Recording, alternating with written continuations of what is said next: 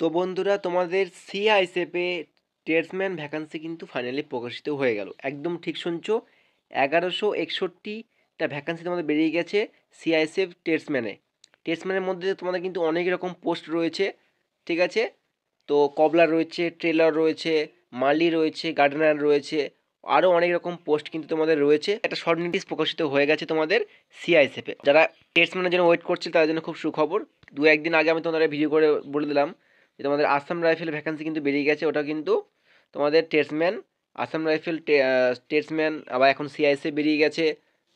আর তোমাদের সামনে তোমাদের সিআরপিএফ বেরোবে, বিএসএফ বেরোবে।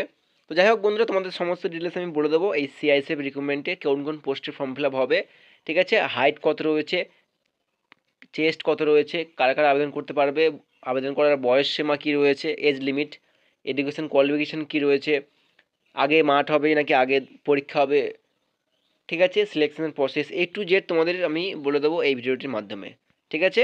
তো ভিডিওটি সম্পূর্ণ দেখতে থাকো। তো দেখতে পাচ্ছ এই সেই short notice, central industrial security force recruitment of constable tradesman. তো দেখো, তোমার কিন্তু এটা শর্ট নোটিস। আচ্ছা, এখানে ভ্যাকান্সিটা তোমাদের বলে দিই, বাদ বাকি ডিটেলস তোমাদের আমি সব বলে দিচ্ছি। আগে ভ্যাকান্সিটা দেখে নাও, ঠিক আছে? তো প্রথম তোমাদের রয়েছে কনস্টেবল কুক রয়েছে, তারপরে কুকে রয়েছে মেল 400টা, ফিমেল 44টা, কবলার রয়েছে 7টা মেল, একটা ফিমেল, বারবার রয়েছে 163টা মেল, 2টো ফিমেল, তারপরে ওয়াশারম্যান রয়েছে 212টা, সবথেকে বেশি ভ্যাকান্সি এটাতে রয়েছে, আর ফিমেল রয়েছে 24টা। তারপরে 123টা সুইপার রয়েছে, 14টা রয়েছে তোমার ফিমেল, 2টো রয়েছে পেইন্টার, পেইন্টার ফিমেল ভ্যাকান্সি নেই। কার্পেন্টার 7টা রয়েছে, মেল ভ্যাকান্সি, ফিমেল একটা রয়েছে।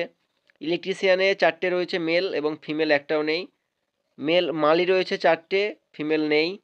তারপরে রয়েছে ওয়েল্ডার একটা রয়েছে, মেল, এবং চার্জ মেস রয়েছে একটা, এবং কনস্টেবল এমপি অ্যাটেন্ডেন্ট রয়েছে 2টো, ঠিক আছে? টোটাল মেল ভ্যাকান্সি রয়েছে, ছেলেদের ভ্যাকান্সি রয়েছে কত, 945টা দেখতে পাচ্ছ, আর ফিমেলদের রয়েছে 103টে, ঠিক আছে? তো টোটাল তোমাদের হচ্ছে 1048, এবং ইএসএম অর্থাৎ এক্স সার্ভিসম্যান, এদের পোস্ট দেওয়া হয়েছে টোটাল 113টা। এই সমস্ত কিছু মিলে তোমাদের টোটাল ভ্যাকান্সি বেরিয়েছে 1161, 1161, ঠিক আছে? খুব ভালো একটা ভ্যাকান্সি, আর সিআইএসএফ খুব ভালো জব, ঠিক আছে? তোমার স্যালারি কত পাবে দেখে নাও। স্যালারি তোমরা যেটা পাবে সেটা হচ্ছে লেভেল 3 অনুযায়ী 21,700 টাকা থেকে শুরু করে 69,100 টাকা, ঠিক আছে? তো বাকি তোমাদের বলে দেবো অ্যাপ্লাই স্টার্ট কবে থেকে শুরু হচ্ছে, অ্যাপ্লিকেশন ফিস কী রয়েছে, এজ লিমিট, মানে A to Z সমস্ত কিছু বলে দেবো। তাকে ছোটোটা রিকোয়েস্ট বন্ধুরা, যদি ভিডিওটা ভালো লাগে থাকে অবশ্যই লাইক কমেন্ট শেয়ার করে দিও, ঠিক আছে? আর চ্যানেলটার পাশে থেকো, তো দেখতে থাকো। তো এবার দেখো, অ্যাপ্লাই অর্থাৎ ফর্ম ফিল আপ তোমরা কবে থেকে করতে পারবে। তো আজকে তোমাদের মোটামুটি এই মাসে আই থিঙ্ক 22 তারিখ আজকে, হ্যাঁ 22 তারিখ। তোমাদের 5 তারিখ থেকে কিন্তু তোমরা ফর্ম ফিল আপ করতে পারবে, মার্চ মাসের 5 তারিখ থেকে, ঠিক আছে? আর এক সপ্তাহ মোটামুটি পরে। আর তোমার অ্যাপ্লাইয়ের লাস্ট ডেট কবে রয়েছে দেখো, 3 এপ্রিল, ঠিক আছে? তো মোটামুটি এক মাস তোমরা কিন্তু সময় পাচ্ছ ফর্ম ফিল আপের জন্য। আর সম্পূর্ণ ফর্ম ফিল আপ কিন্তু অনলাইনে হবে, টোটাল প্রসেস কিন্তু অনলাইনে হবে, ঠিক আছে? তো অ্যাপ্লিকেশন ফিস দেখে নাও কত রয়েছে। তো যারা জেনারেল, ওবিসি, ইডাব্লিউএসের মধ্যে, ইডাব্লিউএস ক্যাটাগরির মধ্যে যারা পড়ো তাদের ফর্ম ফিল আপ করতে মাত্র 100 টাকা লাগবে। আর যারা এসসি, এসটি, পিডাব্লিউডি এর মধ্যে পড়ো তাদের কিন্তু কোনো রকম ফর্ম ফিল আপ করতে চার্জ লাগবে না, ঠিক আছে? আচ্ছা, এবার দেখো সিআইএসএফ ট্রেডসম্যান কোয়ালিফিকেশন, ঠিক আছে? তো কোয়ালিফিকেশন কি, অনলি 10th পাস, ঠিক আছে? তুমি মাধ্যমিক পাস করে থাকলেই তুমি কিন্তু এখানে আবেদন করতে পারবে, বোঝা গেল? আচ্ছা, এজ লিমিট দেখে নাও, 18 থেকে 23, ঠিক আছে?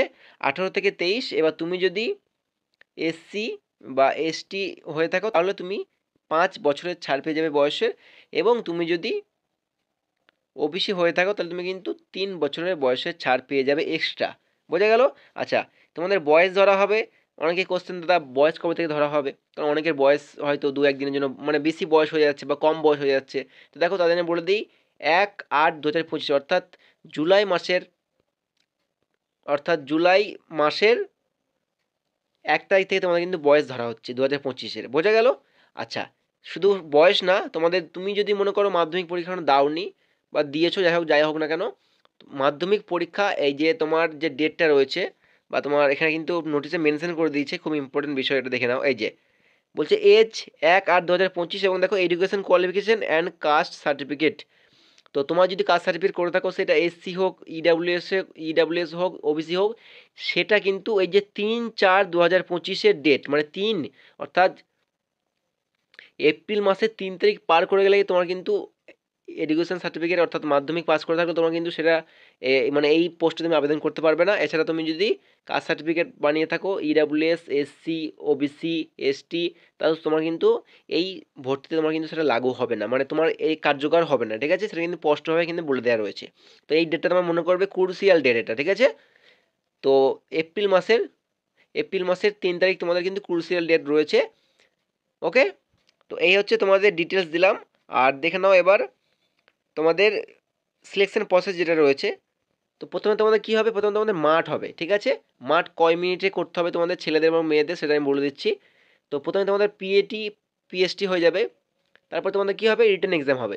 রিটেন এক্সামটা তোমাদের কিন্তু ওএমআর সিটেও হতে পারে, আবার অনলাইনেও হতে পারে, সিবিটি এক্সাম, সেটা এখনও কিন্তু কনফার্ম হয়নি। আচ্ছা, তারপর তোমাদের টেস্ট হবে, যেহেতু ট্রেডসম্যান পোস্টে তোমরা আবেদন করছো। তো কুক রয়েছে, মানে সবই তোমাদের দেখালাম। তো সব যেমন যেমন পোস্ট রয়েছে সেই অনুযায়ী তোমাদের কিন্তু টেস্ট নেওয়া হবে। তারপর তোমাদের কিন্তু ডকুমেন্ট ভেরিফিকেশন এবং তারপরে মেডিকেল টেস্ট তোমাদের কিন্তু হবে। বোঝা গেল?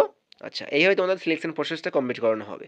আচ্ছা, নেক্সট দেখো তোমাদের সিআইএসএফ টেস্টম্যান হাইট অ্যান্ড চেস্ট, ঠিক আছে? তো হাইট তোমাদের কিন্তু 170 লাগবে, 170 সেমি, যেটা তোমরা এসএসসি জিডির জন্য তোমাদের যে হাইটটা লাগে, এখানে কিন্তু সেম 170 সেমি হাইট রয়েছে, ঠিক আছে?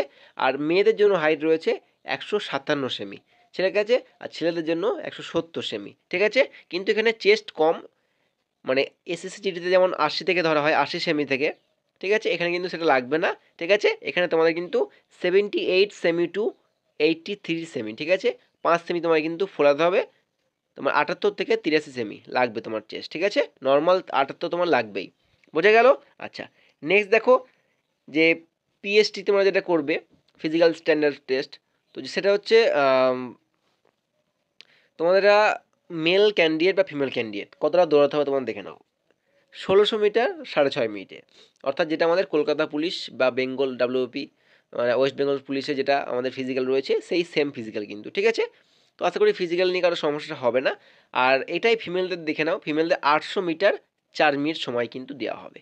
আর মেলদের বা ছেলেদের ক্ষেত্রে 1600 মিটার অর্থাৎ 1 কিমি 600 মিটার তোমাদের 6 মিনিট 30 সেকেন্ড সময় দেওয়া হবে। বোঝা গেল?